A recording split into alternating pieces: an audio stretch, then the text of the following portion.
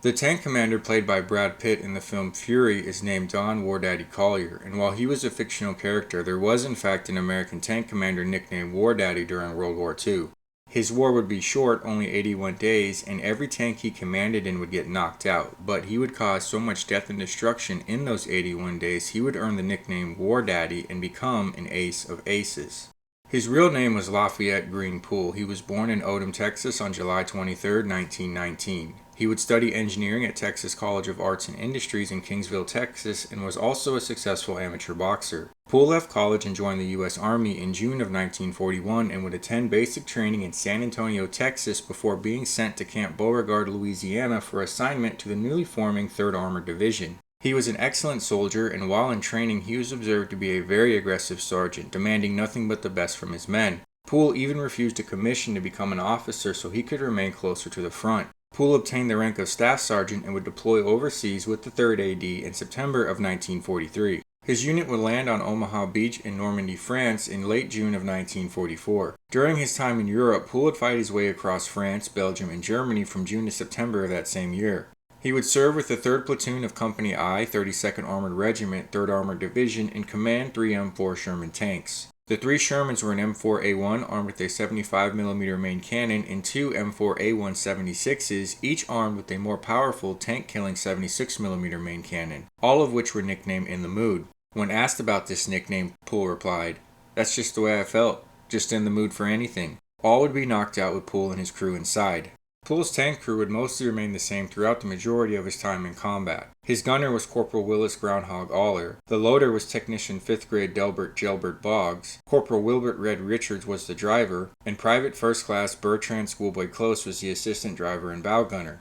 Their first tank was an M4A1, and their time in this tank would be short, lasting less than a week from June 23rd until June 29th before it was knocked out by a Panzerfaust while they were in action near Villers-Fossard in Normandy, France. This town was the scene of heavy fighting, and it's where the 3rd AD first went into combat. During his first engagement here, Poole's tank, In the Mood, was credited with destroying 3 armored vehicles and killing over 70 German soldiers. On the same day In the Mood was knocked out, the Allies lost another 30 tanks, 12 vehicles, and 151 men.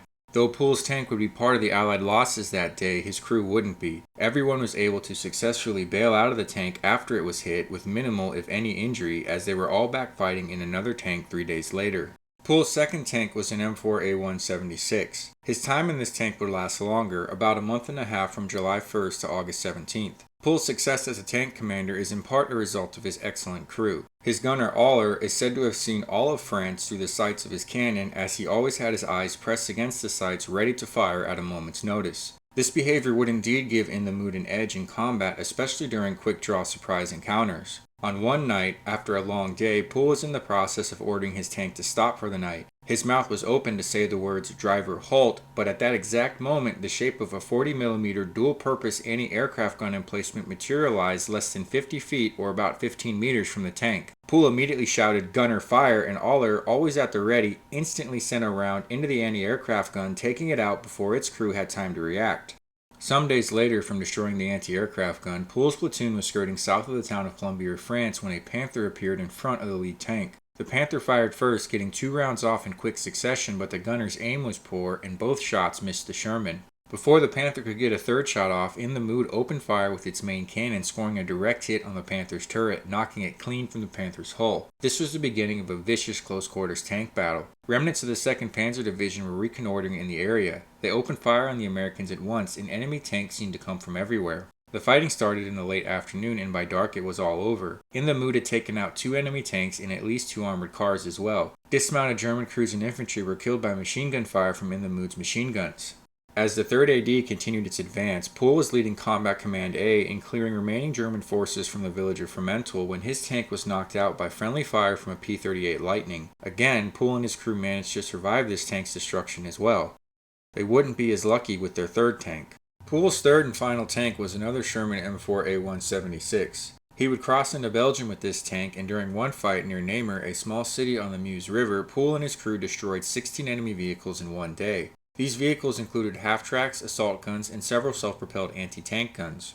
The 3rd AD wasn't in Belgium for long before it crossed into Germany, where Poole's time in the war would soon come to an end. On the night of September 19, 1944, Combat Command A was attempting to penetrate the Siegfried Line southeast of Aachen, Germany. This would be Pohl's last tank action. There are two versions as to what happened to Pohl's tank on this night. Version 1, which is the most common, has Pohl's tank in the mood being ambushed by a Panther. The first shot didn't knock the Sherman out, but it damaged it. In the Mood's driver was trying to back the tank up to get to cover, and when In the Mood was positioned precariously at the edge of a ditch, the Panther fired a second and final shot. The force of this shot knocked In the Mood over into the ditch. The shot killed the gunner, Private First Class Paul Kenneth King. King had replaced the original gunner, Corporal Aller, because Aller had been temporarily transferred back to the United States. Pohl was thrown from the commander's hatch and was severely wounded by shrapnel to his leg. Despite being blasted from the turret of his tank, Pohl was fully conscious and was rushed to a medical unit. The shrapnel so badly mangled Pohl's leg it had to be amputated 8 inches or 20 centimeters above his knee. The second version has Pohl's tank ambushed by an 88mm cannon. In this version, Pohl was ordered to act as flank guard for the force to try to increase the tank's chance of survival. Pohl and his crew were due to return to the States soon for a war bond tour, and the commander didn't want Pohl taking his usual place as the lead tank of the attacking force. The flank was to be a comparatively safer location. Unfortunately, there was a German 88mm cannon hidden in a garage. When the garage door opened, revealing the cannon, Pohl spotted it and ordered his tank to engage, but the replacement loader jammed around in the breach and the main cannon was unable to fire. Pohl then ordered his driver to back up, but it was too late. The first shot from the 88 slammed into the turret of In the Mood and blew Pohl out of the commander's hatch of his tank. Pohl hit the ground and tried to run, but his leg folded up under him. His leg was a mangled, bloody mess. It had almost been completely severed by shrapnel. Pohl quickly injected himself with a morphine syringe and tried to cut off his destroyed leg with a pocket knife. His crew was unaware that Pohl had been blasted out of the tank, and the tank kept reversing when the second shot from the 88 slammed into it. The impact sounded like a massive gong. The smell of burnt powder and sparks filled the tank. In the Mood soon came to a slope and slowly overturned before coming to a rest almost upside down. The gunner Aller, who was present in this version with Boggs being the one absent, was wounded. He said he felt hot blood on his leg. The rest of the crew was uninjured and all 4 crawled out of the tank. Pohl and Aller were soon being tended to by medics, with Pohl saying, "Somebody take care of my tank," before he was medevaced. The uninjured crew members were paired with a new gunner and assigned a new tank and tank commander. The war was over for Pohl. During his 81 days of fighting in Europe, Pohl was the lead tank in 21 full-scale engagements. Pohl is credited with 12 confirmed tank kills, 258 armored vehicle and self-propelled gun kills, over 1,000 German soldiers killed in action, and 250 German soldiers taken prisoner, thus earning Lafayette Green Pohl the nickname War Daddy. This would all be for the cost of 3 tanks, possibly 1 crewman's life, and 1 of Pohl's legs. Pohl's wounds resulted in 22 months of rehabilitation, and he was fitted with a prosthesis. Pohl was discharged from the Army in 1946, and he tried life outside the military for a while, but re-enlisted and went back to the 3rd AD in 1948. He retired on September 19, 1960 with the rank of Chief Warrant Officer II and died in his sleep on May 30, 1991 in Killeen, Texas at the age of 71.